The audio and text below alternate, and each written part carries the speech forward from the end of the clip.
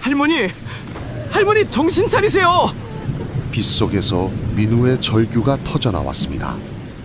손목시계를 보니 8시 55분. 태성그룹 최종 면접까지 딱 1시간 5분 남았습니다. 1년을 준비한 마지막 기회. 단 1분만 늦어도 탈락입니다.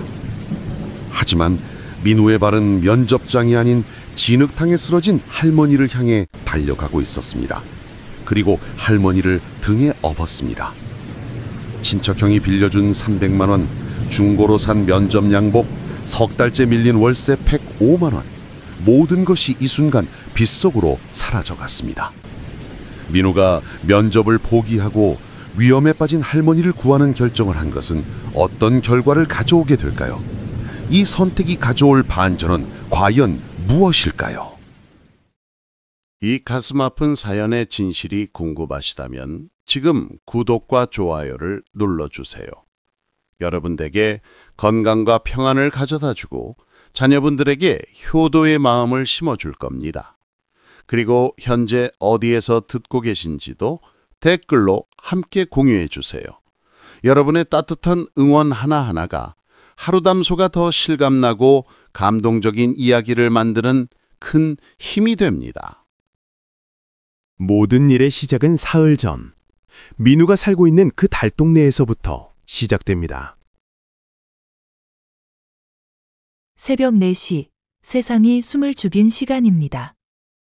대부분의 사람들은 따뜻한 이불 속에서 곤히 잠들어 있을 이 시각. 서울의 한 귀퉁이에선 낡은 리어카 바퀴가 비탈길을 끼익끼익 구르고 있었습니다. 기름칠이 되지 않은 녹슨 쇠바퀴가 거친 아스팔트를 긁으며 내는 날카로운 소음은 얇은 판자벽을 거침없이 뚫고 들어와 6평 쪽방에 사는 28 청년 김민우의 잠을 깨웠습니다. 매일 아침, 같은 시간, 어김없이 들려오는 이 소리는 민우에게 알람 시계보다 더 정확한 기상 신호였습니다. 민우는 부스스한 머리를 극적이며 천천히 눈을 떴습니다. 천장에는 빗물이 새어 생긴 누런 얼룩이 지도처럼 퍼져 있었고 벽지는 곰팡이 때문에 군데군데 검게 변색되어 있었습니다. 코를 찌르는 눅눅한 냄새가 방 안가득 배어 있었죠. 민우는 삐걱거리는 침대에서 몸을 일으켜 창문 쪽으로 고개를 돌렸습니다. 창밖으로 보이는 풍경은 화려한 빌딩 숲이 아니었습니다. 다닥다닥 붙은 슬레이트 지붕들, 녹슨 철제 계단들, 비좁은 골목길 사이로 아슬아슬하게 걸쳐진 빨랫줄들 뿐이었습니다. 이곳이 바로 민우가 3년째 살고 있는 달동네, 서울의 가장 높은 곳에 있지만 가장 낮은 곳으로 취급받는 그런 동네였습니다. 민우는 세면대 앞으로 걸어갔습니다. 거울 속 자신의 모습을 보는 게 두려웠지만 피할 수 없었죠.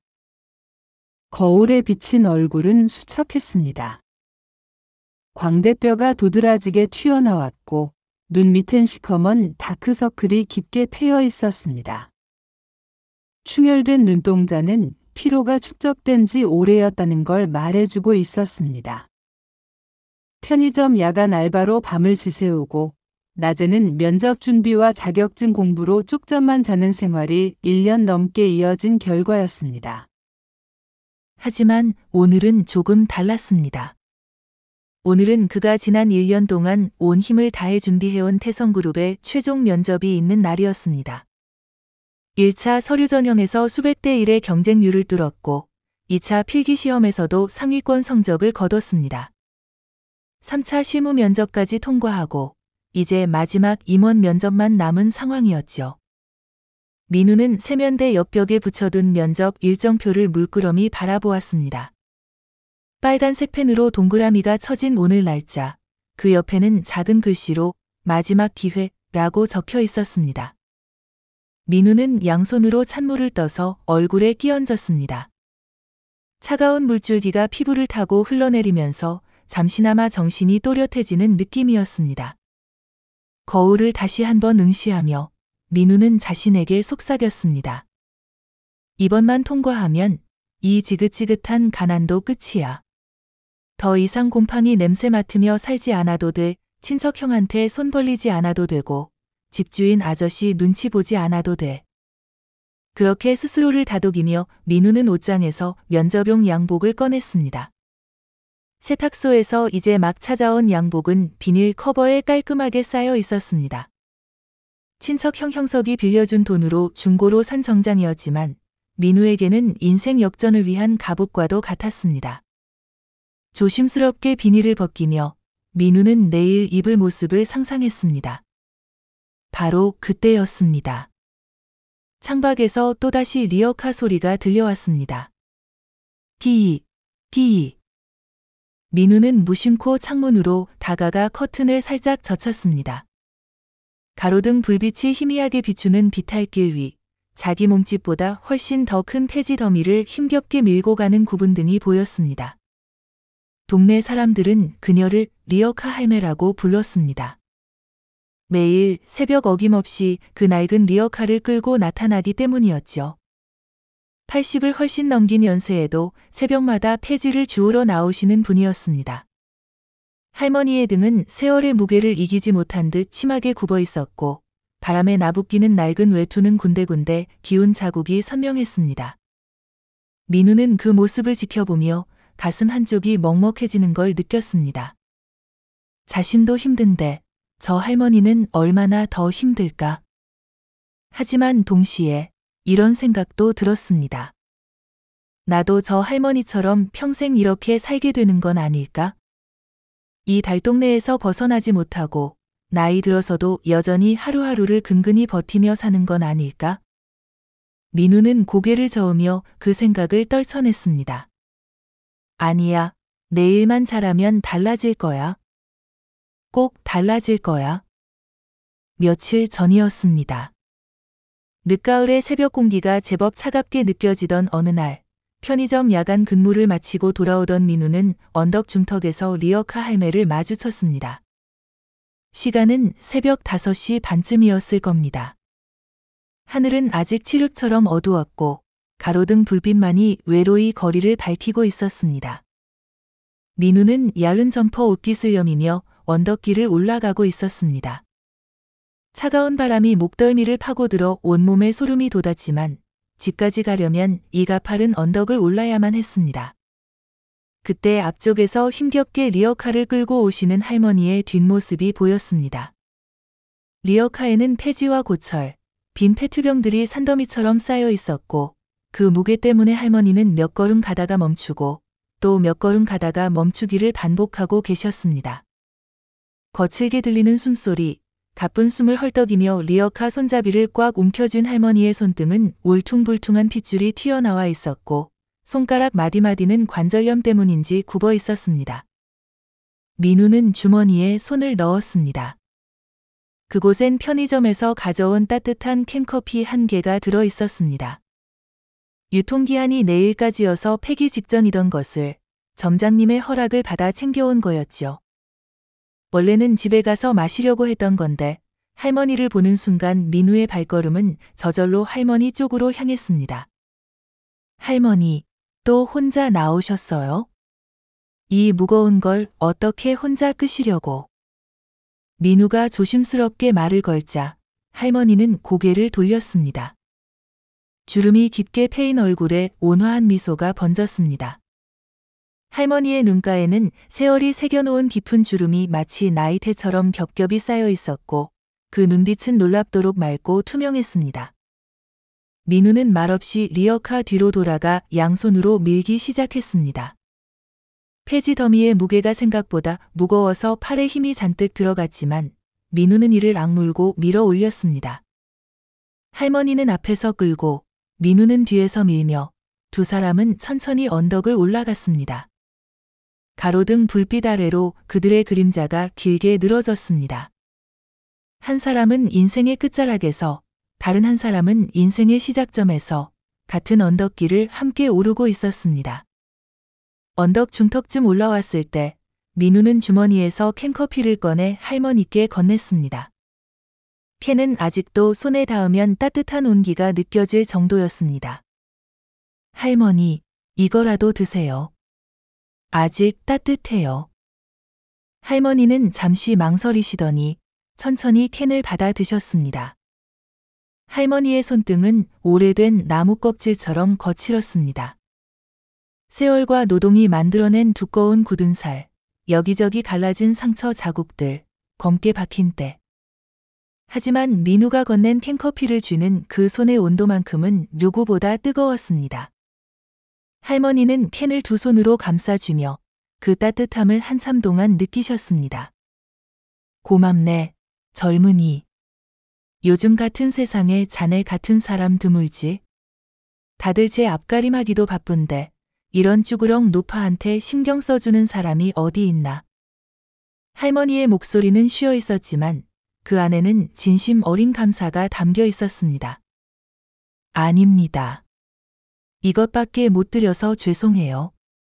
제가 형편이 좀 나아지면 따뜻한 식사라도 대접해 드리고 싶은데. 민우는 쑥스러운 듯 머리를 극적이며 말했습니다. 할머니는 캔커피를 한 모금 마셨습니다. 뜨거운 커피가 목구멍을 타고 넘어가면서 온몸에 온기가 퍼지는 것 같았습니다. 할머니는 민우를 물끄러미 바라보셨습니다. 그 눈빛 속에는 무언가 깊은 생각이 담겨 있는 것 같았지만 민우는 그게 무엇인지 알 수 없었습니다.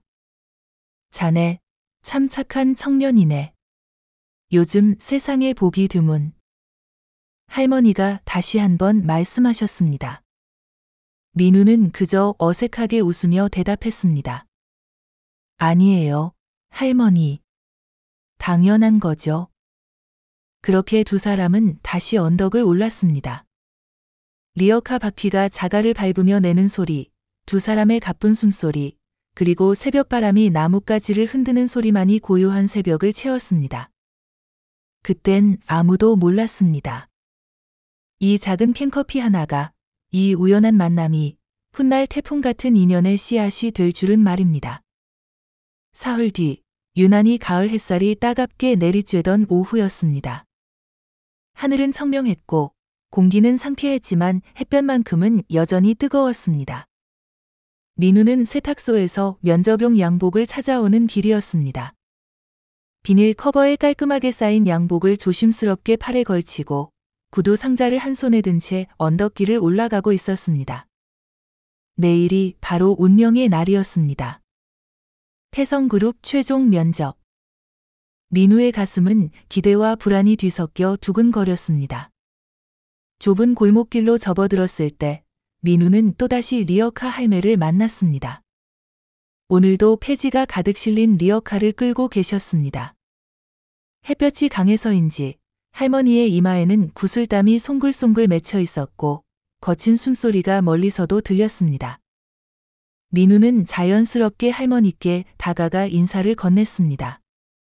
할머니, 오늘도 나오셨네요. 제가 좀 도와드릴게요. 민우는 양복과 구두 상자를 길가 안전한 곳에 잠시 내려놓고 리어카 뒤로 돌아갔습니다. 할머니는 고맙다는 듯 고개를 끄덕이시며 빙그레 웃으셨습니다. 두 사람은 천천히 골목을 내려가기 시작했습니다. 내리막길이라 리어카가 앞으로 쏠리지 않도록 민우는 뒤에서 힘을 주어 속도를 조절했습니다. 그런데 골목 어귀, 바로 큰 길로 나가는 입구에 번쩍이는 검은색 외제차 한 대가 떡하니 길을 막고 서 있는 게 아니겠습니까? 최신형 벤츠였습니다. 윤이 나는 검은 차체에는 한 점 흠집도 없었고 크롬 도금된 엠블럼이 햇빛을 받아 눈부시게 반짝였습니다. 차 한 대 가격이 민우가 10년을 일해도 벌기 힘든 금액일 게 분명했습니다. 바퀴 하나만 스쳐도 민우의 전 재산을 다 털어야 할 것 같은 고급 세단이었죠. 문제는 골목이 너무 좁다는 것이었습니다. 사람 하나가 겨우 지나갈 정도의 공간만 남아 있었고 리어카를 끌고 지나가기에는 턱없이 비좁았습니다. 민우는 식은땀이 등줄기를 타고 흘러내리는 걸 느꼈습니다. 혹시라도 리어카가 차에 닿기라도 하면 큰일이었습니다. 민우는 최대한 조심스럽게 리어카의 방향을 틀기 시작했습니다. 할머니도 긴장한 듯 리어카 손잡이를 더욱 꽉 움켜쥐셨습니다. 민우는 숨을 죽인 채 센티미터 단위로 리어카를 움직였습니다. 차와 리어카 사이의 간격은 고작 10cm 남짓. 땀이 이마를 타고 흘러내렸지만 닦을 여유도 없었습니다. 조금만 더 조심하면 무사히 지나갈 수 있을 것 같았습니다. 리어카는 차에 닿지 않았습니다. 털끝 하나 스치지 않았죠. 민우는 안도의 한숨을 내쉬려던 바로 그 순간이었습니다. 쾅! 차 문이 거칠게 열리는 소리가 골목에 울려 퍼졌습니다. 야! 눈 뒀다 뭐해? 고막을 찢을 듯한 날카로운 고함이 터져 나왔습니다. 민우와 할머니는 깜짝 놀라 그 자리에 얼어붙었습니다. 차에서 내린 남자는 30대 중반으로 보였습니다. 기름기가 번들거리는 머리를 뒤로 넘긴 헤어스타일, 값비싼 명품 정장, 손목에는 금색 시계가 햇빛을 받아 반짝였습니다. 얼굴에는 오만함이 가득했고 입가에는 비웃음이 걸려 있었습니다. 그는 다짜고짜 리어카를 향해 다가왔습니다. 쾅! 남자는 자신의 값비싼 구두로 리어카를 세게 걷어찼습니다. 쇠로 된 리어카가 흔들리며 둔탁한 소리를 냈고 그 충격으로 위에 쌓여있던 폐지 더미가 위태롭게 흔들렸습니다. 몇 장의 신문지가 바닥으로 떨어졌습니다. 이 차가 얼마짜린 줄 알아? 냄새나는 노인네가 어디 겁도 없이 내 차 근처에 얼씬거리지 말라고 했지? 남자의 목소리는 경멸로 가득 차 있었습니다. 그의 눈빛을 보면 할머니를 같은 인간으로 보는 게 아니라 마치 길거리의 쓰레기를 보는 것 같았습니다. 그는 코를 찡그리며 손으로 코앞을 부채질했습니다. 마치 할머니에게서 역겨운 냄새가 나는 것처럼 말입니다. 닿지도 않았는데 뭐가 문제입니까? 민우의 입에서 말이 튀어나왔습니다. 평소의 민우라면 절대 이런 식으로 나서지 않았을 겁니다. 세상을 살아가면서 민우가 배운 건 약자는 참고 살아야 한다는 것이었으니까요. 하지만 할머니가 모욕당하는 모습을 보는 순간 민우의 가슴속에서 무언가 뜨거운 것이 치밀어 올랐습니다. 분노였습니다. 정의감이었습니다. 그리고 무엇보다 할머니를 지켜드리고 싶다는 마음이었습니다. 남자는 민우를 위아래로 훑어보았습니다. 낡은 청바지, 색이 바랜 후드티, 해진 운동화. 민우의 차림새를 본 남자의 입꼬리가 더욱 올라갔습니다. 비릿한 웃음이었습니다. 그는 천천히 민우에게 다가왔습니다. 민우보다 한 뼘쯤 작은 키였지만 그의 태도는 마치 자신이 훨씬 더 높은 곳에 있는 사람인 양 거만했습니다. 거지들끼리 아주 상부상조하는구만. 남자는 민우의 얼굴 바로 앞까지 다가와 냉소를 흘렸습니다. 그의 입에서는 비싼 향수와 담배 냄새가 섞여 나왔습니다. 너, 이 노인네랑 가족이냐? 아니면 같은 패거리야? 둘 다 거지 같은 꼴이 딱 어울리네. 그리고는 갑자기 민우의 멱살을 움켜쥐었습니다. 민우의 몸이 앞으로 확 끌려왔습니다. 남자의 손에 힘이 들어가면서 민우의 목이 조이는 느낌이었습니다. 민우는 본능적으로 주먹을 꽉 쥐었습니다. 손톱이 손바닥 살을 파고들었고 손가락 마디가 새하얗게 변했습니다. 당장이라도 저 오만한 얼굴을 한 대 갈겨주고 싶었습니다. 몇 년간 쌓인 울분이, 가난 때문에 짓눌려 살아온 서러움이, 무시당하고 깔보여 온 분노가 한꺼번에 폭발할 것 같았습니다. 하지만 민우는 참았습니다. 이를 악물고 피가 날 정도로 입술을 깨물며 참았습니다. 내일이 바로 태성그룹 최종 면접 날이었습니다. 만약 지금 이 사람을 때린다면 경찰서에 가게 될 겁니다. 폭행죄로 조사를 받게 되고 면접은 물 건너갑니다. 1년 동안 준비한 모든 것이 한순간에 물거품이 되는 겁니다. 민우는 눈을 질끈 감았습니다. 주먹을 쥔 손이 부들부들 떨렸지만 결국 그 주먹은 허공에 머물렀습니다. 뭐야, 때릴 거면 때려봐. 어디 한번 덤벼보시지. 그럼 내가 경찰 불러서 너 인생 완전히 망쳐줄 텐데. 남자는 민우의 떨리는 주먹을 보며 비웃었습니다. 민우가 참고 있다는 걸, 참을 수밖에 없다는 걸 정확히 알고 있었던 겁니다. 그래서 더 비웃고 더 조롱했습니다. 약자를 괴롭히는 강자의 전형적인 모습이었습니다. 리어카 할매는 그 모든 광경을 조용히 지켜보고 계셨습니다. 굽은 등, 주름진 얼굴, 거친 손. 하지만 할머니의 눈빛만큼은 달랐습니다. 그 눈 속에는 슬픔도 있었고, 분노도 있었고, 그리고 무언가 깊은 생각이 담겨 있었습니다. 할머니는 민우가 참아내는 모습을, 떨리는 주먹을, 깨물어 터진 입술을, 눈물을 꾹 참고 있는 그 얼굴을 한순간도 놓치지 않고 지켜보셨습니다. 남자는 민우의 멱살을 거칠게 밀쳐냈습니다. 민우는 뒤로 비틀거렸고 거의 넘어질 뻔했지만 가까스로 균형을 잡았습니다. 재수 없게. 다음부턴 내 차 근처에도 오지 마, 알았어? 남자는 마지막으로 리어카를 발로 한 번 더 걷어차고는 차에 올라탔습니다. 엔진이 요란하게 굉음을 냈고 차는 골목을 빠져나가며 배기가스를 뿜어냈습니다. 그 매캐한 연기가 민우와 할머니를 감쌌습니다. 민우는 그 자리에 주저앉고 싶었습니다. 무릎에 힘이 풀렸고 온몸이 떨렸습니다. 분함과 억울함이 뒤섞여 눈가가 뜨거워졌습니다. 하지만 민우는 눈물을 보일 수 없었습니다. 할머니 앞에서 더 약한 모습을 보이고 싶지 않았으니까요. 민우는 고개를 돌려 하늘을 올려다보았습니다. 파란 하늘에 흰 구름이 유유히 떠가고 있었습니다. 얼마나 평화로운 풍경입니까? 하지만 민우의 마음속은 폭풍우가 몰아치고 있었습니다. 운명의 장난이었을까요? 아니면 신의 시험이었을까요? 대망의 태성그룹 최종 면접 날 아침, 하늘에 구멍이라도 난 듯 장대비가 쏟아졌습니다. 새벽부터 시작된 비는 시간이 갈수록 더 거세졌습니다. 우산을 써도 소용없을 정도로 빗줄기가 세차게 내리꽂혔고 바람까지 거세게 불어 우산이 뒤집힐 지경이었습니다. 민우는 비닐봉지로 꽁꽁 싸맨 구두를 신고 정성스럽게 다림질한 양복이 젖을세라 가방 안에 깊숙이 넣어 가슴에 꼭 안은 채 언덕길을 내려가고 있었습니다.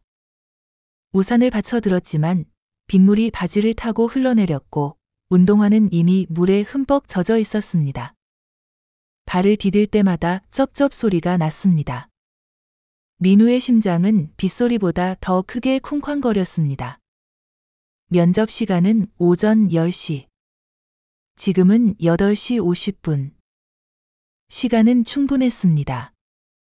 지하철역까지 20분, 거기서 면접 장소까지 40분이면 넉넉했으니까요. 민우는 속으로 계속 되뇌었습니다. 이 면접만 통과하면 정말 끝이야. 월급 300만 원. 그럼 월세 걱정 안 해도 돼. 형한테 빌린 돈도 갚을 수 있어. 제대로 된 집에서 제대로 된 밥 먹으면서 살 수 있다고. 그런 생각을 하며 민우는 빗속을 헤쳐나갔습니다. 그런데 바로 그때였습니다. 희미하게, 아주 가느다랗게 신음소리가 들려왔습니다. 빗소리에 묻혀 거의 들리지 않을 정도였지만 민우의 귀에는 분명하게 들렸습니다. 민우는 걸음을 멈췄습니다. 고개를 천천히 돌렸습니다. 빗줄기를 뚫고 저 멀리 배수로 옆에 무언가 쓰러져 있는 게 보였습니다. 민우는 눈을 가늘게 뜨고 자세히 보려 했습니다. 순간 민우의 눈이 휘둥그레졌습니다. 엎어진 리어카, 사방에 흩어진 폐지들, 그리고 그 옆에 쓰러져 있는 작은 몸뚱이. 리어카 할매였습니다. 흙탕물이 콸콸 쏟아지는 가파른 배수로 옆, 할머니는 땅바닥에 주저앉아 계셨습니다. 아니, 쓰러져 계셨습니다. 할머니의 옷은 진흙탕에 범벅이 되어 있었고 하얗게 센 머리카락에는 빗물과 흙이 엉겨붙어 있었습니다. 쏟아진 폐지들은 비에 젖어 곤죽이 되어 사방에 흩어져 있었고 리어카는 한쪽 바퀴가 배수로에 빠져 기울어진 채 넘어져 있었습니다. 할머니는 파들파들 떨고 계셨습니다. 추위 때문인지 충격 때문인지 아니면 둘 다인지 알 수 없었습니다. 빗물인지 눈물인지 모를 것이 주름진 얼굴을 타고 흘러내렸습니다. 민우는 그 자리에 얼어붙었습니다. 머릿속이 하얗게 비워지는 느낌이었습니다. 손목시계를 보니 8시 55분. 면접 시간까지 남은 시간은 고작 1시간 5분. 지금 119를 부르고 구급차를 기다리면 최소 10분. 할머니를 병원에 모셔다 드리고 응급실에 인계하면 또 30분. 그러면 면접은 100% 지각입니다. 1분 1초가 생명인 최종 면접, 지각하면 무조건 탈락입니다. 민우의 다리가 저절로 면접장 쪽으로 움직였습니다. 한 걸음, 두 걸음, 세 걸음. 할머니를 등지고 언덕 아래로 내려가기 시작했습니다. 머릿속으로는 합리화가 시작되었습니다. 119에 신고만 하면 돼. 구급차가 곧 올 거야. 나 혼자 없어도 할머니는 병원에 가실 수 있어. 이 기회를 놓치면 다시는 기회가 없어. 1년을 준비했어. 1년을. 그냥 신고만 하고 가자. 그래, 신고만 하면 돼. 민우는 휴대전화를 꺼내 119를 누르려 했습니다. 손가락이 화면 위에서 떨렸습니다. 하지만 전화를 걸지 못했습니다. 왜냐하면 빗속에서 들려오는 할머니의 가쁜 숨소리가 민우의 발목을 붙잡았으니까요. 헉, 헉. 거칠고 가쁜 숨소리. 고통스러운 신음. 그 소리가 민우의 귓가에 계속 맴돌았습니다. 민우는 몇 걸음 더 걸었습니다. 하지만 발걸음은 점점 느려졌고 결국 멈춰 섰습니다. 문득 돌아가신 친할머니의 얼굴이 떠올랐습니다. 민우가 어렸을 때 부모님이 사업 실패로 돌아가시고 난 뒤 민우를 키워주신 분이었습니다. 그 할머니도 이렇게 굽은 등을 하고 계셨죠. 겨울이면 손이 꽁꽁 얼어도 민우의 밥값을 벌기 위해 새벽 시장에 나가셨던 할머니. 그 할머니가 쓰러지셨을 때 민우는 곁에 없었습니다. 학교에서 수업을 듣고 있었고 할머니는 혼자 쓸쓸히 돌아가셨습니다. 내가 또 외면하는 거야? 민우는 빗물에 젖은 아스팔트 바닥을 내려다보았습니다. 그 바닥에 비친 자신의 모습이 너무나 초라하고 비겁해 보였습니다. 민우는 하늘을 향해 소리쳤습니다. 제기랄. 거친 욕설이 입에서 튀어나왔습니다. 민우는 몸을 돌렸습니다. 그리고 할머니께 미친 듯이 달려갔습니다. 빗속을 헤쳐 진흙탕을 밟으며 숨이 차도록 달렸습니다. 할머니 정신 차리세요. 민우는 할머니 옆에 무릎을 꿇었습니다. 흙탕물이 바지를 적셨지만 신경 쓸 겨를이 없었습니다. 할머니의 얼굴은 창백했고 입술은 파랗게 질려 있었습니다. 민우는 재빨리 할머니의 맥을 짚어보았습니다. 다행히 맥박이 뛰고 있었습니다. 약하지만 살아 계셨습니다. 민우는 할머니를 조심스럽게 일으켜 세우려 했지만 할머니는 다리에 힘이 풀려 서지 못하셨습니다. 민우는 결단을 내렸습니다. 등에 업는 수밖에 없었습니다. 할머니, 제가 업을게요. 조금만 참으세요. 민우는 허리를 숙이고 할머니를 등에 업었습니다. 할머니는 놀랍도록 가벼웠습니다. 80을 넘긴 연세에 평생 고된 노동으로 뼈만 앙상하게 남은 몸이었습니다. 민우의 등에 할머니의 차가운 몸이 닿았습니다. 민우는 일어섰습니다. 그리고 병원을 향해 뛰기 시작했습니다. 빗속을, 언덕을, 계단을, 골목을 미친 듯이 달렸습니다. 숨이 목까지 차올랐고 다리는 후들거렸지만 멈출 수 없었습니다. 흙탕물이 튀어 양복 바지가 엉망이 되었습니다. 면접용으로 준비했던 깔끔한 구두는 진흙투성이가 되었습니다. 하지만 민우는 멈추지 않았습니다. 뒤돌아보지도 않았습니다. 면접장의 화려한 불빛은 그렇게 등 뒤로 점점 더 멀어져 갔습니다. 병원 응급실 앞, 민우는 흠뻑 젖은 생쥐꼴로 플라스틱 의자에 앉아 있었습니다. 온몸에서 빗물이 뚝뚝 떨어졌고 옷에서는 눅눅한 냄새가 났습니다. 머리카락은 이마에 찰싹 달라붙어 있었고 얼굴은 창백했습니다. 손은 계속 떨렸습니다. 추위 때문인지 아니면 방금 겪은 일들 때문인지 알 수 없었습니다. 벽시계를 보니 10시 37분이었습니다. 면접 시간은 이미 훌쩍 지나버린 뒤였습니다. 민우는 텅 빈 눈으로 그 시계를 바라보았습니다. 초침이 째깍째깍 움직일 때마다 민우의 꿈도 함께 멀어지는 것 같았습니다. 1년 동안 준비한 모든 것이, 수백 번의 모의 면접이, 밤새워 외운 기업 분석 자료가 단 한순간에 물거품이 되어버렸습니다. 민우의 휴대전화 화면에는 친척형이라는 이름으로 부재중 전화가 10통이나 와 있었습니다. 형석이었습니다. 민우의 유일한 혈육이자 양복 살 돈을 빌려준 사람이었죠.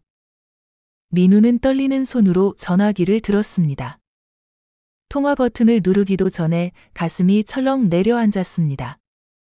뭐라고 말해야 할까? 어떻게 설명해야 할까? 전화를 걸자마자 수화기 너머로 형석의 고함이 터져 나왔습니다. 야, 이 미친놈아. 너 지금 어디야? 면접장 안 갔어? 태성그룹 인사팀에서 연락 왔는데 내가 안 나타났다며? 이게 무슨 짓이야? 형석의 목소리는 분노로 떨리고 있었습니다. 민우는 입술을 깨물며 대답했습니다. 형, 그게 오다가 사고 난 할머니를 봐서 그냥 지나칠 수가 없어서. 뭐? 할머니? 야 인마, 그깟 생판남인 노인네 때문에 대기업 면접을 날려? 형석의 목소리가 한 옥타브 더 높아졌습니다. 민우는 수화기를 귀에서 조금 떼어야 할 정도였습니다. 내가 너한테 투자한 게 얼만데? 양복값 80만 원, 면접 학원비 150만 원, 자격증 응시료에 교재비까지 합치면 300만 원 넘게 들어갔어. 근데 너는 그걸 다 날려버렸어. 생판 모르는 할머니 때문에. 형석의 말 한마디 한마디가 비수처럼 민우의 가슴을 찔렀습니다. 민우는 아무 말도 할 수 없었습니다. 변명의 여지가 없었습니다. 넌 그래서 안 돼. 세상이 어떻게 돌아가는지를 몰라. 요즘 세상에 착한 사람은 호구가 되는 거야. 나처럼 영리하게 실속 챙기면서 살아야지. 감정에 휘둘리면 평생 밑바닥이야. 형석의 목소리에는 경멸이 섞여 있었습니다. 형, 하지만 사람이 쓰러져 있는데 그냥 지나칠 순 없잖아. 없어. 할 수 있어. 119 신고하고 가면 되잖아. 근데 너는 뭐야? 직접 업고 가? 너 영웅 놀이하냐? 세상이 너한테 박수 쳐줄 것 같아? 민우는 입을 다물었습니다. 더 이상 할 말이 없었습니다. 넌 평생 그렇게 살아라. 착한 척하면서 흙바닥이나 기면서. 아주 구제불능이야. 구제불능. 돈은 언제 갚을 건데? 아니지. 너 같은 놈이 무슨 돈으로 갚아? A씨, 내가 미쳤지 너한테 돈을 빌려줬어. 뚜. 형석은 일방적으로 말을 쏟아내고는 전화를 끊어버렸습니다. 매몰찬 신호음만이 민우의 귓가에 울렸습니다.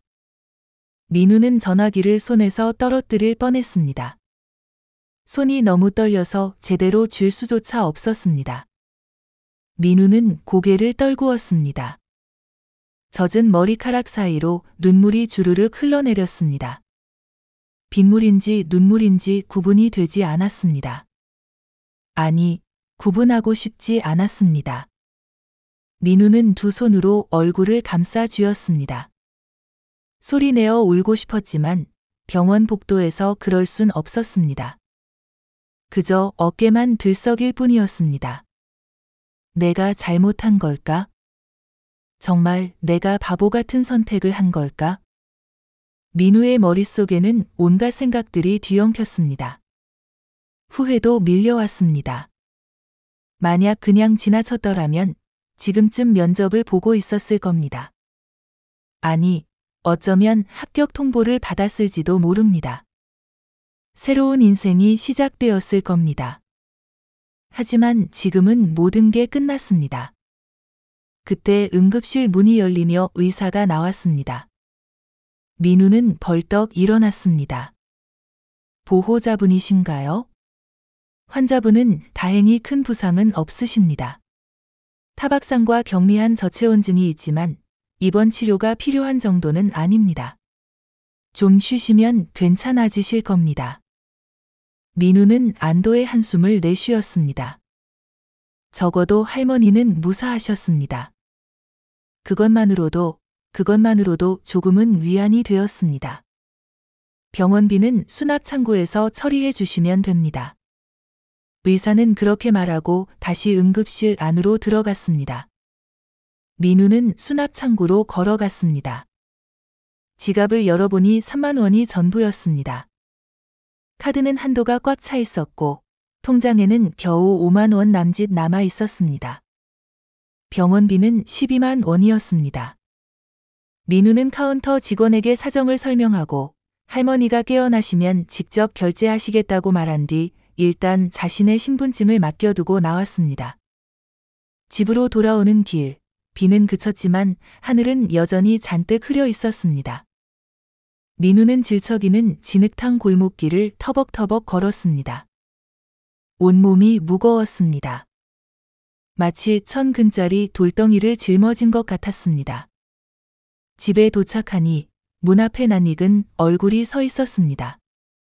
집주인 박 아저씨였습니다. 팔짱을 낀 채 찌푸린 얼굴로 민우를 기다리고 있었습니다. 민우의 가슴이 또다시 철렁 내려앉았습니다. 총각, 왔어? 박 아저씨의 목소리는 차갑고 날카로웠습니다. 얘기 들었어. 오늘 면접 날이었다며? 근데 노인네 병원비 대신 내느라 면접을 못 갔다고? 아주 자선사업가 나셨구만. 박 아저씨는 혀를 차며 민우를 위아래로 훑어보았습니다. 그 시선에는 동정도 이해도 없었습니다. 오직 냉소만 가득했습니다. 자기 앞가림도 못해서 월세 석 달째 밀리는 주제에 남의 병원비 낼 돈은 있나 봐? 참 웃기네. 사정은 딱하지만 나도 땅 파서 장사하는 거 아니야. 나도 먹고 살아야 한다고. 민우는 고개를 들 수 없었습니다. 박 아저씨의 말이 틀린 게 아니었습니다. 민우는 정말로 석 달째 월세를 밀리고 있었습니다. 매달 35만 원, 총 105만 원을 못 낸 상태였습니다. 이번 주 금요일까지야. 그때까지 밀린 월세 다 해결 못하면 방배 더는 안 봐줘. 알았지? 박 아저씨는 그렇게 최후 통첩을 남기고 계단을 내려갔습니다. 민우는 멍하니 그 뒷모습을 바라보았습니다. 오늘이 화요일이었습니다. 금요일까지는 사흘밖에 남지 않았습니다. 105만 원을 사흘 안에 어떻게 마련한단 말입니까? 민우는 쪽방 문을 열고 들어갔습니다. 좁은 방은 여전히 곰팡이 냄새가 났고 여전히 어두웠습니다. 민우는 침대에 풀썩 주저앉았습니다. 젖은 옷을 벗어던지고 편의점에서 사온 깡소주 한 병을 집어 들었습니다. 뚜껑을 따자 톡 쏘는 알코올 냄새가 코를 찔렀습니다. 민우는 컵도 없이 그냥 병째로 들이켰습니다. 쓰디쓴 알코올이 목구멍을 타고 넘어가며 식도를 태웠습니다. 눈이 화끈거렸지만 민우는 계속 마셨습니다. 취하고 싶었습니다. 아무것도 생각하고 싶지 않았습니다. 이 고통스러운 현실에서 잠시라도 도망치고 싶었습니다. 하지만 술을 마셔도 가슴속 응어리는 녹지 않았습니다. 오히려 더 짓무르고 더 아팠습니다. 민우는 무릎에 얼굴을 묻었습니다. 그리고 소리 없이 오열했습니다. 어깨가 들썩였고 눈물이 주체할 수 없이 쏟아졌습니다. 그래, 내 주제에 무슨 성공이야. 남들처럼 독하게 살지도 못하는 놈이, 똑바로 판단하지도 못하는 놈이 뭘 이루겠어. 민우는 자신을 자책했습니다. 형석의 말이 맞는 것 같았습니다. 세상은 약육강식입니다. 착한 사람은 호구가 되는 세상입니다. 민우는 그저 호구였던 겁니다. 빗소리만이 창문을 두드리며 민우의 울음소리를 감싸줄 뿐이었습니다. 좁은 쪽방 안, 민우는 홀로 무너져 내렸습니다. 며칠이 흘렀습니다. 민우는 편의점 알바를 계속하면서도 틈틈이 일용직 일자리를 알아보았습니다. 하지만 사흘 만에 100만 원을 버는 건 불가능했습니다. 민우는 지푸라기라도 잡는 심정으로 아는 사람들에게 연락을 돌렸습니다. 대학 동기들, 알바 동료들, 심지어 오래전 연락이 끊긴 선배들에게까지. 하지만 돌아오는 건 차가운 거절뿐이었습니다. 미안, 나도 요즘 빡빡해서. 아, 민우야, 다음에 여유 생기면 연락할게. 지금 사정이 안 좋아서 미안. 모두가 같은 말을 했습니다. 민우는 이해했습니다. 누가 좋아서 돈을 빌려주겠습니까? 더군다나 갚을 능력이 없어 보이는 사람한테 말입니다. 퇴원하신 리어카 할매가 민우의 쪽방을 찾아오신 건 바로 그 무렵이었습니다. 목요일 저녁, 해가 뉘엿뉘엿 지고 있을 때였습니다. 문을 두드리는 소리에 민우가 문을 열자 할머니가 서 계셨습니다. 아직 걸음이 조금 불편해 보이셨지만 할머니는 품에 꼬깃꼬깃한 낡은 보자기를 안고 오셨습니다. 할머니, 어떻게 여기까지, 아직 몸이 안 좋으실 텐데요. 민우는 깜짝 놀라 할머니를 부축해 방 안으로 모셨습니다. 할머니는 민우의 누추한 방을 둘러보셨습니다. 곰팡이 핀 벽, 삐걱거리는 침대, 깨진 창문, 낡은 가구들. 하지만 할머니의 눈빛에는 동정이나 경멸이 없었습니다. 오히려 따뜻함이 있었습니다. 젊은이, 내가 자네한테 신세를 크게 졌네. 할머니는 천천히 말씀하셨습니다. 목소리는 여전히 쉬어 있었지만 그 안에는 진심이 담겨 있었습니다. 민우는 얼른 손을 저었습니다. 아닙니다, 할머니. 제가 당연히 해야 할 일을 한 것뿐이에요. 괜찮으세요? 몸은 좀 어떠세요? 덕분에 살았네. 자네가 아니었으면 나는 그 비 맞은 길바닥에서 혼자 죽었을 거야. 할머니는 민우의 손을 꼭 잡으셨습니다.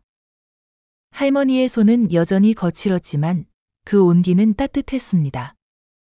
민우는 면접 이야기는 꺼내지 않으려 애써 밝게 웃었습니다. 할머니께서 괜히 죄책감을 느끼실까 봐 걱정되었으니까요. 하지만 할머니의 눈빛은 깊은 우물처럼 고요했습니다. 마치 민우의 속을 훤히 들여다보고 계신 것 같았죠. 젊은이, 이건 내 목숨값이네. 거절하면 내가 저승 가서도 눈을 못 감아. 할머니는 품에 안고 온 보자기를 천천히 풀었습니다. 그 안에는 손때가 묻어 반들반들해진 도장 하나와 겉표지가 달아빠진 낡은 통장이 들어 있었습니다. 통장 겉면은 오래되어 누렇게 변색되어 있었고 모서리는 닳아서 해져 있었습니다. 할머니, 이게 뭐예요? 민우는 의아한 표정으로 물었습니다. 병원비 때문에 자네한테 신세를 졌잖나. 그거 갚으려고 가져온 거야? 그리고 자네가 나 때문에 무슨 일을 놓쳤다는 것도 알고 있네. 이걸로 자네 앞날에 조금이나마 보탬이 되었으면 좋겠어. 민우는 할머니의 마음을 다치게 하기 싫어 넙죽 받았습니다. 할머니께서 평생 모으신 돈이겠지만 아마 몇십만 원 정도일 거라고 생각했습니다. 그 정도면 병원비와 밀린 월세에 보태 쓸 수 있을 테니까요. 할머니, 정말 괜찮으세요? 이거 할머니 노후 자금 아니에요? 괜찮네.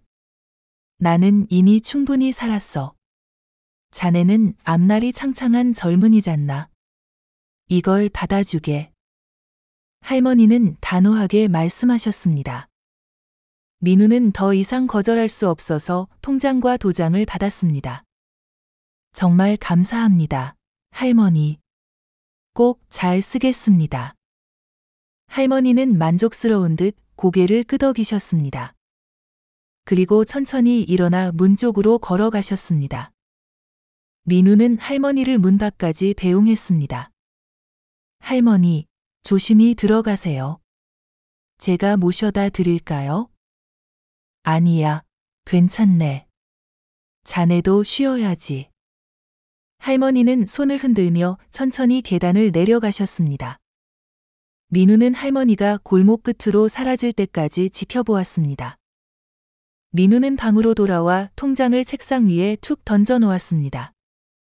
아직 열어보지도 않았습니다. 피곤했습니다. 지쳤습니다. 내일 금요일까지 월세를 내야 하는데 아직 돈을 구하지 못했습니다. 민우는 침대에 누워 천장을 바라보았습니다.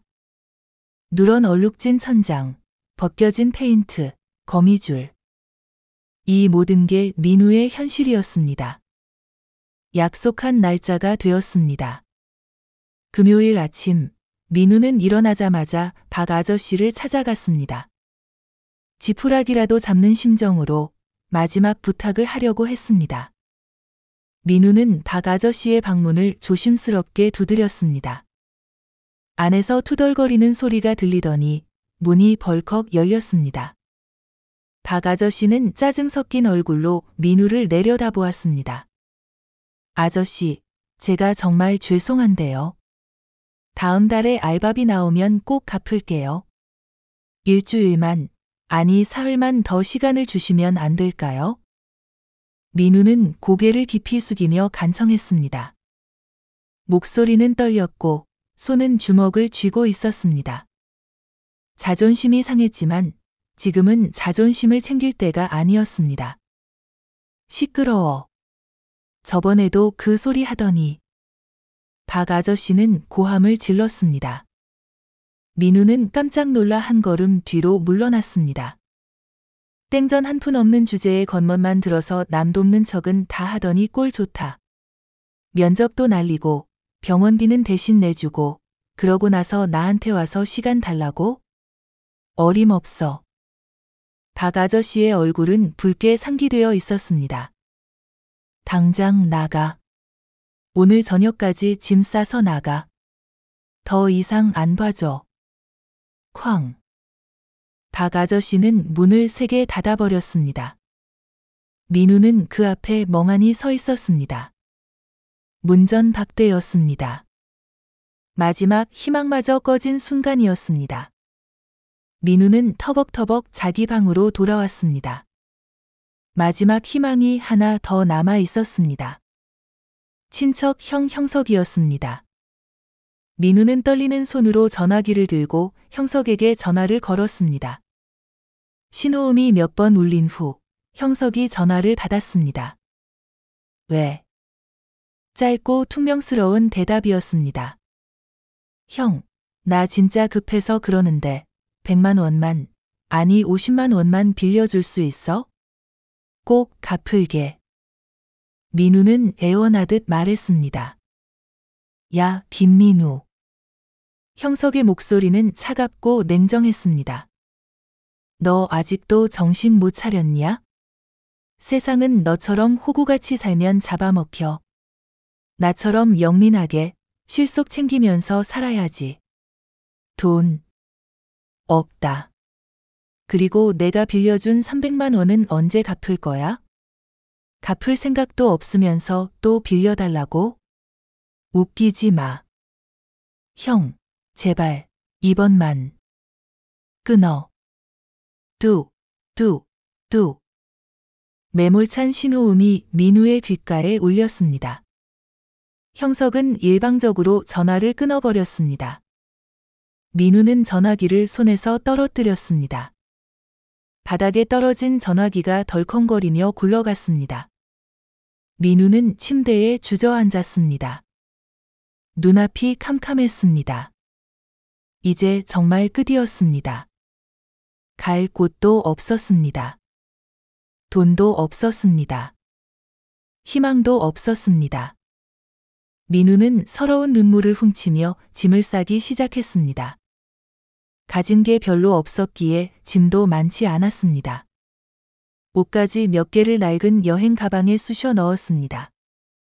책 몇 권, 노트북, 충전기. 그게 전부였습니다. 민우는 책상 서랍을 비우기 시작했습니다. 필기구들, 영수증들, 쓸모없는 종이들을 하나하나 꺼냈습니다. 그때였습니다. 서랍 깊숙한 구석에서 먼지가 뽀얗게 앉은 할머니의 낡은 통장이 툭 하고 떨어졌습니다. 민우는 그걸 집어 들었습니다. 그러고 보니 아직 통장을 한 번도 열어보지 않았습니다. 이거라도 확인해 볼까? 민우는 별 기대 없이 통장을 집어 들었습니다. 요즘 세상에 종이 통장을 쓰는 사람도 드물었기에 민우는 은행 앱을 켰습니다. 그리고 통장에 적힌 계좌번호를 천천히 입력했습니다. 몇만 원이라도 있으면 당장 오늘 저녁은 찜질방에서 보낼 수 있을 테니까요. 띠링. 조회 버튼을 누르는 순간 민우의 눈동자가 심하게 흔들리기 시작했습니다. 휴대전화 화면에 찍힌 숫자가 이상했습니다. 민우는 눈을 크게 떴습니다. 한 번, 두 번, 세 번 깜빡이며 다시 확인했습니다. 하지만 숫자는 변하지 않았습니다. 잔액 20억 원. 민우는 숫자를 천천히 세기 시작했습니다. 손가락으로 화면의 0을 하나하나 짚어가며 세었습니다. 1, 10, 100, 1000, 만, 10만, 100만, 1000만, 억, 10억, 20억. 민우의 목소리가 떨렸습니다. 심장이 터질 것처럼 요동쳤습니다. 손이 부들부들 떨려서 전화기를 제대로 잡을 수가 없었습니다. 이건 말도 안 됩니다. 전산 오류일 겁니다. 아니면 눈에 뭔가 문제가 생긴 겁니다. 민우는 눈을 비비고 다시 보았습니다.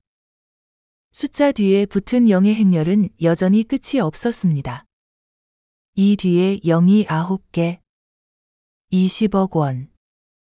민우는 전화기를 떨어뜨릴 뻔했습니다. 손에서 땀이 흥건하게 배어나왔고 온몸에 소름이 돋았습니다. 전산 오류야. 이건 말도 안 돼. 할머니가 폐지 주어서 20억을 모으셨다고? 그럴 리가 없어. 민우는 혼잣말을 중얼거렸습니다. 하지만 가슴 한쪽에서는 희미한 기대가 피어올랐습니다. 만약에 이게 진짜라면? 민우는 미친 듯이 방문을 박차고 나갔습니다. 계단을 3칸씩 뛰어내려가며 밖으로 뛰쳐나갔습니다. 가장 가까운 은행 현금 인출기로 달려갔습니다. 숨이 턱까지 차올랐지만 민우는 멈추지 않았습니다. 골목을 지나고 언덕을 내려가고 큰 길을 건너 은행 앞에 도착했습니다. 현금 인출기 앞에 서자 민우의 손은 더욱 심하게 떨렸습니다. 카드를 넣는 손이 떨려서 두세 번 만에야 겨우 카드가 삽입되었습니다. 비밀번호를 누르는 손가락도 떨렸습니다. 한 번 틀렸습니다. 심호흡을 하고 다시 눌렀습니다. 이번엔 성공했습니다. 화면에 메뉴가 떴습니다. 민우는 떨리는 손가락으로 잔액 조회 버튼을 눌렀습니다. 비. 기계음이 울렸고 화면이 바뀌었습니다. 그리고 그곳에 선명하게 찍힌 숫자. 정확히 20억 원이었습니다. 전산 오류가 아니었습니다. 진짜였습니다. 민우의 다리에서 힘이 풀렸습니다. 그 자리에 주저앉을 뻔했지만 겨우 현금인출기에 손을 짚어 버텼습니다. 심장이 터질 것 같았습니다. 숨을 쉬는 것조차 힘들었습니다. 머릿속이 하얗게 비워지면서 아무 생각도 나지 않았습니다. 잠시 후 민우는 겨우 정신을 차렸습니다. 그리고 깨달았습니다. 이건 분명 할머니의 전 재산일 겁니다. 할머니가 평생 모으신 돈. 아니, 할머니가 어떻게 이렇게 큰 돈을 가지고 계셨을까? 폐지를 주어서 20억을 모은다는 건 불가능합니다. 뭔가 다른 사연이 있을 겁니다. 이건 너무 큰 돈이야. 돌려드려야 해. 할머니가 평생 모으신 돈일 텐데 내가 이걸 받을 순 없어. 민우는 카드를 뽑아 주머니에 넣고 그 길로 할머니가 항상 폐지를 줍던 골목길로 달려갔습니다. 할머니를 꼭 찾아야 했습니다. 이 돈을 돌려드려야 했습니다. 민우는 달동네 골목 구석구석을 뒤졌습니다. 할머니가 자주 다니시던 길, 폐지를 모아두시던 장소, 리어카를 세워두시던 곳. 하지만 할머니는 보이지 않았습니다. 해가 뉘엿뉘엿질 때까지 민우는 가쁜 숨을 몰아쉬며 기다리고 또 기다렸습니다. 저녁 7시쯤 되었을까요? 저 멀리 골목 끝에서 익숙한 그림자가 보였습니다. 구분등으로 느릿느릿 리어카를 끌고 오시는 할머니였습니다. 민우는 울먹이며 할머니께 달려갔습니다. 숨이 차서 말이 제대로 나오지 않았지만 민우는 할머니의 거친 손을 덥석 잡았습니다. 할머니.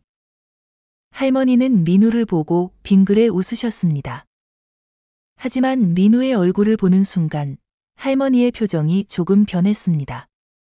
민우의 눈이 빨갛게 충혈되어 있었고 눈가에는 눈물 자국이 선명했으니까요. 젊은이, 무슨 일이야?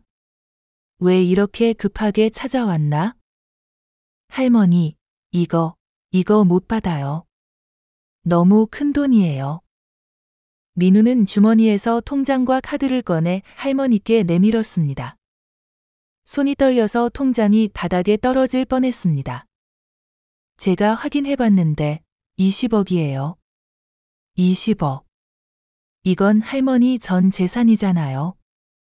제가 어떻게 이걸 받을 수 있어요? 안 돼요. 정말 안 됩니다. 민우의 목소리는 떨렸고 눈에서는 눈물이 흘러내렸습니다. 할머니는 민우의 손을 꼭 잡으셨습니다. 젊은이, 진정하게. 그건 내가 자네한테 주고 싶어서 준 거야. 하지만 할머니, 저는 지금 당장 갈 곳이 없어서 염치 없지만 아주 조금만, 보증금 정도만 빌려달라고 부탁드리려고 했어요. 그런데 20억은, 이건 너무 큽니다. 제발 다시 가져가세요. 민우는 간절하게 애원했습니다. 할머니는 민우의 눈을 똑바로 바라보셨습니다. 그 눈빛 속에는 따뜻함과 단호함이 동시에 담겨 있었습니다. 자네가 나한테 해준 게 뭔지 아나? 자네는 내 목숨을 살렸어. 그리고 그 과정에서 자네의 미래를 희생했지. 그게 얼마나 큰 일인지 아나? 할머니의 목소리는 부드러웠지만 힘이 있었습니다. 이 세상에 돈보다 귀한 게 뭔지 아나? 사람이야. 사람의 마음이지. 자네는 나 같은 늙은이를 사람으로 대해줬어. 그게 얼마나 귀한 일인지 모르겠나? 민우는 고개를 저었습니다. 여전히 받아들일 수 없었습니다. 할머니는 주머니에서 투박한 폴더폰을 꺼내셨습니다. 그리고 어디론가 전화를 거셨습니다. 단 한 번의 신호음 후 전화가 연결되었습니다. 그래, 지금이다. 와라. 짧고 굵은 한마디였습니다. 할머니는 전화를 끊고 민우를 바라보셨습니다. 잠시만 기다려보게. 하필 그때였습니다. 골목 어귀에서 날카로운 경적 소리가 울렸습니다. 빵, 빵. 그리고 끼익하는 브레이크 소리와 함께 검은색 세단 한 대가 골목 입구에 멈춰 섰습니다. 민우는 그 차를 보는 순간 온몸이 굳었습니다. 며칠 전 할머니의 리어카를 발로 차며 행패를 부렸던 바로 그 차였습니다. 차 문이 열리고 기름진 머리의 남자가 내렸습니다. 최 실장이었습니다. 그는 민우와 할머니를 보자 비웃음을 흘렸습니다. 그 리어카 할망구랑 호구 자식도 있네? 최 실장은 비아냥거리며 다가왔습니다. 민우는 본능적으로 할머니 앞을 가로막았습니다. 또다시 할머니를 모욕하게 둘 순 없었습니다. 야, 길 막지 말고 좀 비키라고. 내 차 기스나면 니들이 책임질 거야? 아, 참, 너네들은 책임질 돈도 없지? 최 실장은 코웃음을 치며 민우를 밀쳐냈습니다. 바로 그때였습니다. 부웅, 부웅, 부웅. 골목 입구에서 묵직한 엔진음이 땅을 울렸습니다. 최 실장도 민우도 고개를 돌렸습니다. 그리고 그들이 본 것은 한 대, 두 대, 세 대. 최고급 벤츠 리무진 세 대가 미끄러지듯 골목으로 들어와 할머니와 민우, 그리고 최 실장 앞에 일렬로 멈춰 선 광경이었습니다. 차량들은 모두 검은색이었고 차체는 햇빛을 받아 윤이 흘렀습니다. 번호판을 보니 모두 특수 번호판이었습니다. 최 실장은 입을 떡 벌린 채 그 차들을 바라보았습니다. 자신의 차보다 몇 배는 더 비싼 차들이었습니다. 차 문이 하나씩 열리기 시작했습니다. 검은 양복을 입은 건장한 사내들이 우르르 내렸습니다. 1명, 2명, 3명, 4명. 총 12명의 남자들이 차에서 내려 일렬로 섰습니다. 그들은 모두 같은 검은 양복을 입고 있었고 같은 선글라스를 쓰고 있었습니다. 그 모습은 마치 영화 속 한 장면 같았습니다. 그들은 민우와 할머니 앞으로 걸어왔습니다. 그리고 옷매무새를 가다듬더니 일제히 허리를 90도로 깊게 숙였습니다. 회장님, 이제라도 연락 주셔서 감사합니다. 늦게 찾아뵙게 되어 송구합니다. 우렁찬 목소리가 좁은 골목을 쩌렁쩌렁 울렸습니다. 그 목소리는 마치 훈련받은 군인들의 구령 같았습니다. 민우는 멍하니 그 광경을 바라보았습니다. 무슨 일이 벌어지고 있는 건지 이해할 수 없었습니다. 회장님. 최 실장의 얼굴이 새하얗게 질렸습니다. 그는 뒷걸음질을 쳤고 다리가 후들거렸습니다. 민우도 마찬가지였습니다. 회장님. 할머니가 회장님이라고? 리어카 할매는 지팡이를 고쳐 잡으며 천천히 허리를 꼿꼿이 폈습니다. 그 순간 할머니의 눈빛이 변했습니다. 더 이상 폐지 줍는 노인의 눈빛이 아니었습니다. 날카롭고 카리스마 넘치고 권위 있는 눈빛이었습니다. 대한민국 경제를 움직이는 거대 그룹의 총수, 태성그룹 윤정순 회장의 눈빛이었습니다. 윤 회장은 검은 양복의 사내들을 가볍게 손짓으로 일으켜 세웠습니다. 그리고 그중 한 명, 가장 앞에 서 있던 남자를 바라보셨습니다. 그는 태성그룹의 비서실장이었습니다. 비서실장, 오래 기다렸나? 윤 회장의 목소리는 더 이상 떨리지 않았습니다. 나이든 할머니의 쉰 목소리가 아니라 명령하고 지시하는 사람의 목소리였습니다. 아닙니다, 회장님. 언제든 부르시면 달려오겠습니다. 비서실장은 공손하게 대답했습니다. 윤 회장은 멍하니 서 있는 민우의 어깨를 따뜻하게 감싸며 비서실장에게 말씀하셨습니다. 이 청년이 내가 찾던 그 인재다. 사람 귀한 줄 아는 진짜 사람이지. 윤 회장은 민우를 보며 부드럽게 말씀하셨습니다. 나는 태성그룹의 윤정순이라고 하네. 민우 군만 괜찮다면 우리 태성은 자네와 함께 미래를 설계하고 싶네. 내 손을 잡아주겠나? 민우는 아무 말도 할 수 없었습니다. 머릿속이 새하얗게 비워졌습니다. 태성그룹, 윤정순 회장? 리어카 할매가 바로 그 태성그룹의 총수였단 말입니까? 민우가 1년 동안 준비했던 그 회사의 오너가 바로 이 할머니였단 말입니까?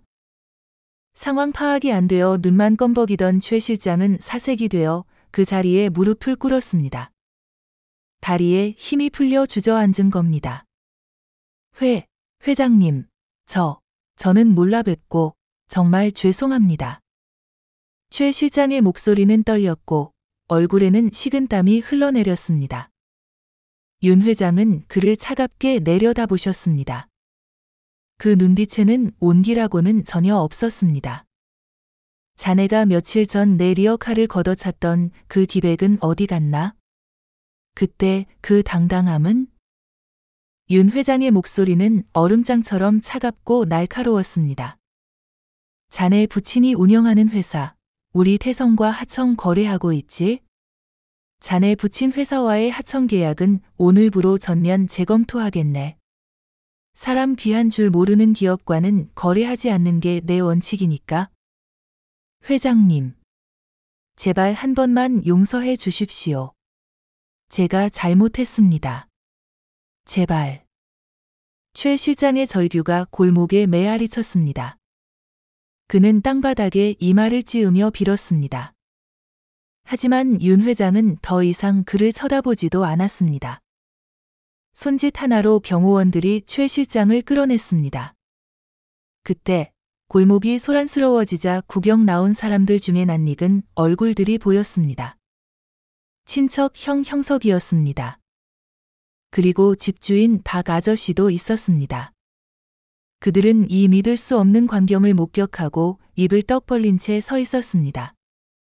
회장님 옆에 선 민우, 그리고 그 뒤로 도열한 검은 양복의 수행원들. 최고급 리무진들. 이 모든 게 현실이라는 게 믿기지 않았습니다. 형석은 눈을 비비고 다시 봐도 여전히 같은 광경이었습니다. 곧이어 형석은 비굴한 웃음을 지으며 민우에게 달려왔습니다. 그는 마치 아무 일도 없었다는 듯 민우의 팔을 잡으며 말했습니다. 민우야. 아이고 내 동생, 형이 널 얼마나 아끼는지 알지? 내가 다 너 잘 되라고 쓴소리한 거야. 우리 민우 정말 대단하다. 역시 내 동생. 형석의 얼굴에는 아청과 비굴함이 가득했습니다. 집주인 박 아저씨 역시 굽실거리며 다가왔습니다. 아이고 총각, 아니 김 선생님. 방세는 천천히 줘도 되는데 내가 너무 야박하게 굴었지? 허허, 오해 풀고 앞으로 잘 지내보세. 민우는 형의 손을 조용히, 그러나 단호하게 뿌리쳤습니다. 그 손길에는 더 이상 망설임이 없었습니다. 형, 저번에 형이 그랬잖아요. 나처럼 미련하게 살면 안 된다고. 호구같이 살면 잡아먹힌다고. 민우의 목소리는 차가웠습니다. 형 말이 맞아요. 형처럼 계산적인 사람 말고 진짜 사람 냄새 나는 분들하고 살아야죠. 이제부턴 내 주제에 맞는 사람들을 만나려고요. 민우의 차가운 한마디에 형석의 얼굴이 흑빛이 되었습니다. 박 아저씨도 마찬가지였습니다. 윤 회장의 눈짓을 받은 경호원들이 그들의 접근을 막아섰고 민우는 윤 회장의 손을 잡고 리무진에 올랐습니다. 차 문이 천천히 닫혔습니다. 닫히는 차문 너머로 망연자실한 그들의 표정이 스쳐 지나갔습니다. 리무진은 조용히 출발했고 골목은 다시 고요해졌습니다. 하지만 그곳에 남은 사람들의 마음속에는 오랫동안 이날의 충격이 남아있을 것입니다. 시간이 흘러 계절이 바뀌었습니다. 찬바람 불던 언덕길에도 따스한 봄 기운이 완연했습니다. 겨울 내내 앙상했던 가로수에는 연두빛 새싹이 돋아나기 시작했고 골목 담벼락 사이사이로 이름 모를 들꽃들이 고개를 내밀었습니다. 한때 삭막하기만 했던 달동네에도 생기가 돌기 시작했습니다. 저녁 6시쯤이었을까요? 말끔한 네이비색 정장을 입은 민우가 퇴근길 언덕을 오르고 있었습니다. 이제는 태성그룹의 최연소 기획실장이 된 민우였습니다. 하지만 그의 손에는 값비싼 명품 가방 대신 여전히 윤 회장이 좋아하시던 따뜻한 두유 한 박스가 들려 있었습니다. 편의점에서 방금 산 것이었는데 아직 따뜻한 온기가 손에 전해졌습니다. 민우는 익숙한 골목길을 걸었습니다. 몇 달 전만 해도 이 길은 비좁고 어둡고 위태로웠습니다. 하지만 지금은 달랐습니다. 가로등이 새로 설치되어 밤에도 환했고 비탈진 길에는 미끄럼 방지 시설이 깔렸으며 곳곳에 쉼터와 벤치가 생겼습니다. 낡은 집들은 리모델링되어 안전하고 쾌적하게 변했지만 여전히 원주민들이 그대로 살고 있었습니다. 이 모든 게 윤 회장과 민우가 함께 만든 태성그룹의 달동네 재개발 프로젝트의 결과였습니다. 원주민들을 쫓아내고 고층 아파트 단지를 짓는 대신 그들이 계속 살 수 있도록 상생형 리모델링 마을로 변모시킨 것이었죠. 이 프로젝트는 언론의 주목을 받았고 다른 지역에서도 벤치마킹하려는 움직임이 일고 있었습니다. 민우는 골목 끝에 있는 작은 한옥으로 향했습니다. 윤 회장이 달동네에 마련한 작은 거처였습니다. 회장님은 본가가 따로 있었지만 일주일에 사흘은 이곳 달동네에서 시간을 보내셨습니다. 이유는 간단했습니다. 이곳이 편하고 이곳 사람들이 좋아서였습니다. 민우가 대문을 열고 들어서자 마당에서 화분을 돌보시던 윤 회장이 고개를 들었습니다. 주름진 얼굴에 따뜻한 미소가 번졌습니다. 민우 실장, 왔나? 오늘은 일찍 오네? 할머니, 오늘은 미팅이 일찍 끝나서요. 두유 사왔어요. 따뜻한 거요. 민우는 두유 박스를 들어 보이며 환하게 웃었습니다. 윤 회장은 흙 묻은 장갑을 벗으며 일어나셨습니다. 그래? 그럼 오늘은 내가 저녁 차려줄까? 아니요. 오늘은 제가 할게요. 할머니는 편히 앉아 계세요. 김치찌개 끓여드릴게요. 고기 듬뿍 넣어서요. 민우는 소매를 걷어붙이고 부엌으로 들어갔습니다. 능숙한 손놀림으로 재료를 꺼내고 칼질을 시작했습니다. 지난 몇 달 동안 윤 회장에게 요리를 배운 덕분에 제법 솜씨가 늘었습니다. 윤 회장은 마루에 앉아 민우가 요리하는 모습을 지켜보셨습니다. 그 눈빛에는 할머니가 손주를 바라보는 듯한 따뜻함이 가득했습니다. 민우야, 회사는 어떤가? 적응 잘하고 있나? 네, 할머니. 처음엔 어려웠는데 이제는 많이 익숙해졌어요. 동료들도 좋고 일도 재미있어요. 그건 다행이네. 혹시 누가 자네를 함부로 대하진 않나? 그런 사람 있으면 나한테 말하게. 아니에요, 할머니. 다들 잘해주세요. 오히려 제가 더 열심히 해야죠. 실력으로 인정받고 싶으니까요. 민우의 대답에 윤 회장은 만족스럽게 고개를 끄덕이셨습니다. 민우는 정말 달라져 있었습니다. 몇 달 전만 해도 주눅 들고 자신감 없던 청년이었는데 이제는 당당하고 밝은 모습이었습니다. 하지만 그 본질만큼은 변하지 않았습니다. 여전히 착하고 여전히 다른 사람을 먼저 생각하는 그 마음 말입니다. 저녁 식사가 준비되었습니다. 김치찌개에서 김이 모락모락 피어올랐고 고소한 냄새가 방 안 가득 퍼졌습니다. 흰 쌀밥, 갓 구운 김, 아삭한 깍두기. 소박하지만 정성이 담긴 상차림이었습니다. 할머니, 숟가락 드릴게요. 민우는 윤 회장 앞에 숟가락을 놓으며 말했습니다. 두 사람은 마주 앉아 식사를 시작했습니다.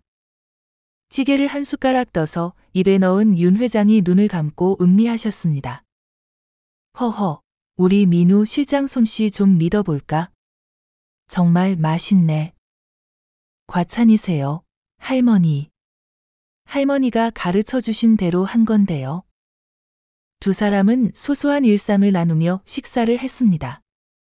회사에서 있었던 일, 동네에서 일어난 소소한 소식들, 다음 주말 계획. 평범하고 소소한 이야기들이었지만 그 속에는 진한 정이 담겨 있었습니다. 식사를 마치고 민우는 설거지를 했습니다. 윤 회장은 마루에 앉아 차를 우리셨습니다. 따뜻한 차향이 방 안에 은은하게 퍼졌습니다.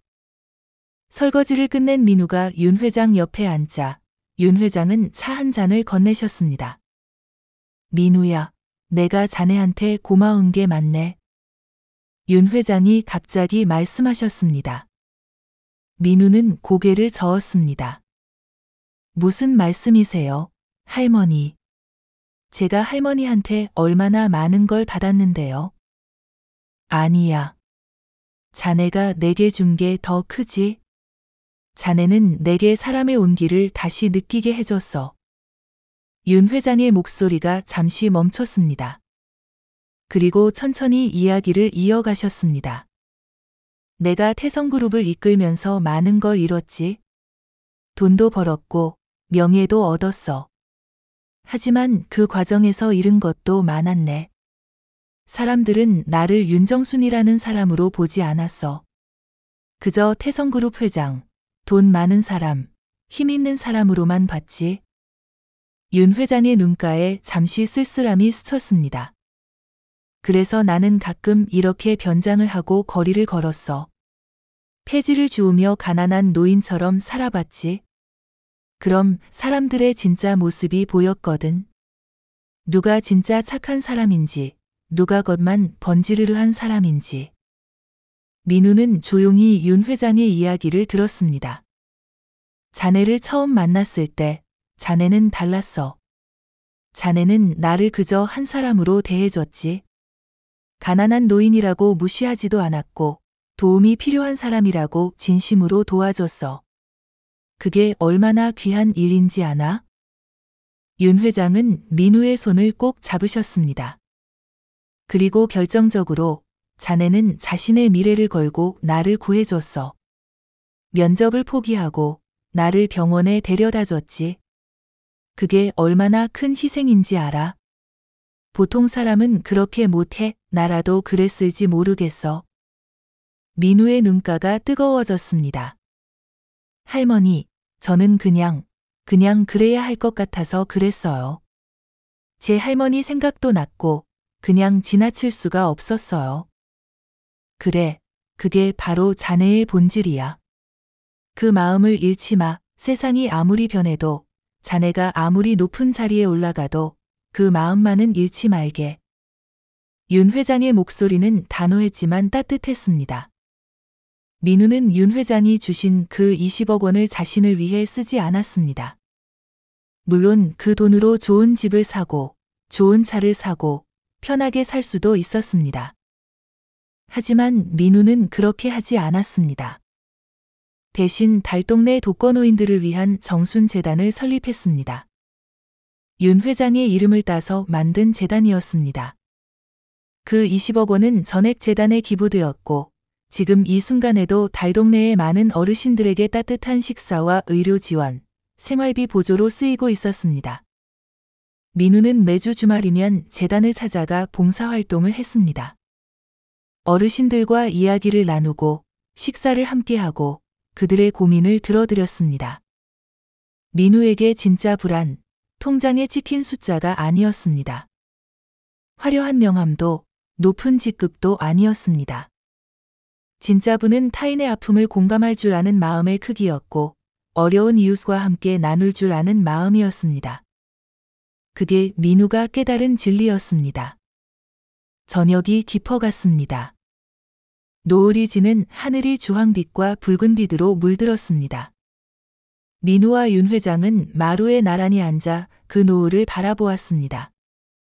골목에서는 아이들이 뛰어노는 소리가 들렸고 어디선가 저녁 식사를 준비하는 냄새가 풍겨왔습니다. 평화롭고 따뜻한 풍경이었습니다. 할머니, 저 있잖아요. 민우가 조심스럽게 말을 꺼냈습니다. 왜 그러나? 할머니가 제 진짜 할머니였으면 좋겠어요. 민우의 말에 윤 회장은 잠시 놀란 표정을 지으셨습니다. 그리고 곧 따뜻한 미소를 지으셨습니다. 허허, 이 녀석. 이미 우리는 가족이나 다름없지 않나? 피는 물보다 진하다고 하지만 정은 피보다 더 진한 법이야. 윤 회장은 민우의 머리를 쓰다듬으셨습니다. 마치 진짜 손주를 대하듯이 말입니다. 민우야, 앞으로도 잘 부탁하네. 이 할멈이 오래오래 자네 곁에 있을 수 있도록. 네, 할머니. 저도 할머니 곁에 오래오래 있을게요. 두 사람은 그렇게 노을을 바라보며 앉아 있었습니다. 지팡이를 짚은 할머니와 정장을 입은 청년. 두 사람의 그림자가 마루 위로 길게 늘어졌습니다. 그 그림자는 서로 겹치고 포개지며 하나가 되어 보였습니다. 돈으로 치장한 화려한 벤츠보다, 명품으로 꾸민 호화로운 저택보다 서로를 위하는 진심으로 맺어진 두 사람의 뒷모습이 세상 그 어떤 보석보다 아름답게 빛나고 있었습니다. 세상은 여전히 차갑고 각박했습니다. 여전히 약육강식의 법칙이 지배하고 강한 자가 약한 자를 짓밟은 일들이 벌어졌습니다. 하지만 이 작은 달동네, 이 작은 한옥 마루 위에서만큼은 다른 세상이 펼쳐지고 있었습니다.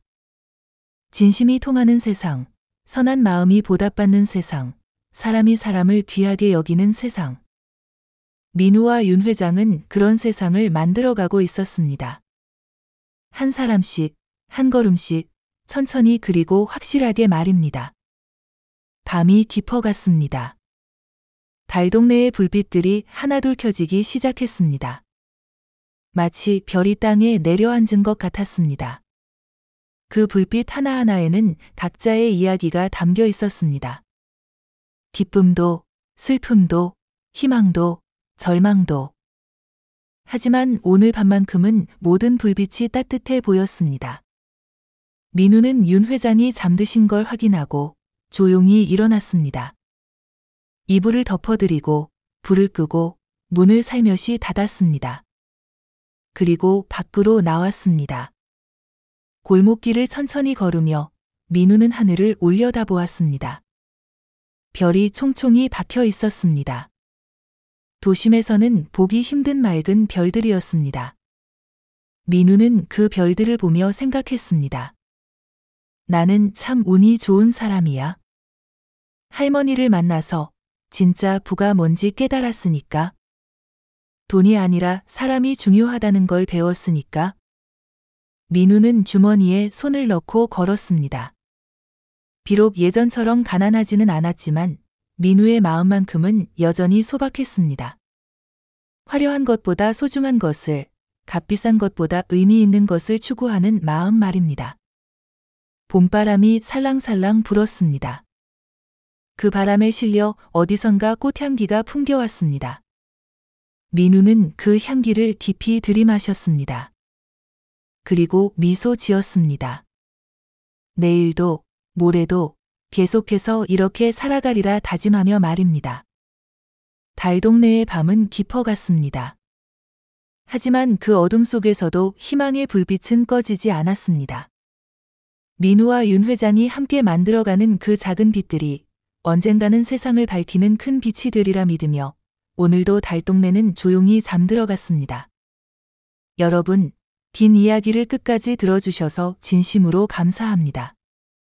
우리는 살면서 수많은 선택의 순간을 마주합니다. 민우처럼 누군가를 위해 자신의 것을 내려놓는 순간도 있고, 때로는 나 자신을 먼저 챙겨야 하는 순간도 있죠. 이 이야기가 전하고 싶었던 건 정답이 무엇이라는 게 아닙니다. 다만, 진심은 통한다는 것, 선한 마음은 결코 헛되지 않다는 것을 이야기하고 싶었습니다. 오늘도 묵묵히 자신의 자리에서 최선을 다하고 계신 여러분 모두 민우처럼 언젠가 빛나는 순간을 맞이하시길 진심으로 응원합니다. 하루담소는 앞으로도 여러분의 마음에 작은 위로가 되고 삶의 힘이 되는 이야기들을 계속해서 들려드리겠습니다. 구독과 좋아요는 저희에게 큰 힘이 됩니다. 오늘도 함께 해주셔서 고맙습니다. 여러분의 내일이 오늘보다 더 따뜻하길 바라며 하루담소였습니다.